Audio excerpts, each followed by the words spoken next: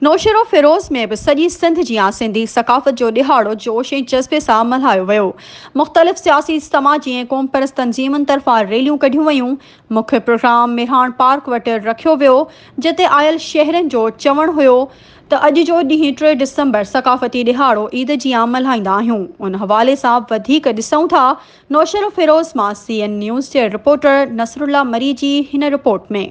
नौशेरो फिरोज़ में भी सॼी सिंध जियां सिंधी सकाफ़त जो ॾिहाड़ो जोश ऐं जज़्बे सां मल्हायो वञे थो। मुख़्तलिफ़ सियासी समाजी ऐं क़ौमी परस्त तंज़ीमुनि तरफ़ां रैलियूं कढियूं वयूं।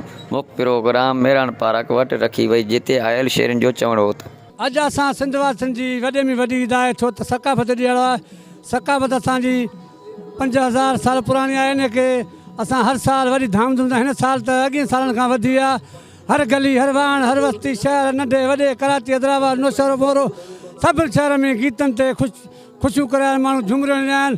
ऐं अॼु असां ॾाढो ख़ुशि आहियूं। ईद खां वधीक असां ईद आहे। तमामु बहितरीनु प्रोग्राम अटेंड कयो आहे। माशाल्लाह ॾाढो मज़ो लॻो पियो आहे। एंजॉय कनि वारा सभु पंहिंजा सिंधी साथी ऐं तमामु बहितरीनु प्रोग्राम थियो आहे। उमेदु आहे त हर साल ईअं ई प्रोग्राम माशाल्लाह थींदो रहे ऐं जेके ॿाहिरि असांजा प्रोग्राम अरेंज कनि था उन्हनि खे सदाईं ईअं ई उमेदु आहे त असांखे ईअं ई प्रोग्राम अटेंड कनि ऐं हर शइ माहौल ईअं ई ज़बरदस्त थिए ऐं सभु ॿाहिरि एंजॉय कनि। वारनि जूं ॻाल्हियूं ॿुधियूं ऐं यकवासो 3 डिसंबर जो ॾिहाड़ो ज़ोर ऐं जज़्ब सां मल्हायो पियो वञे।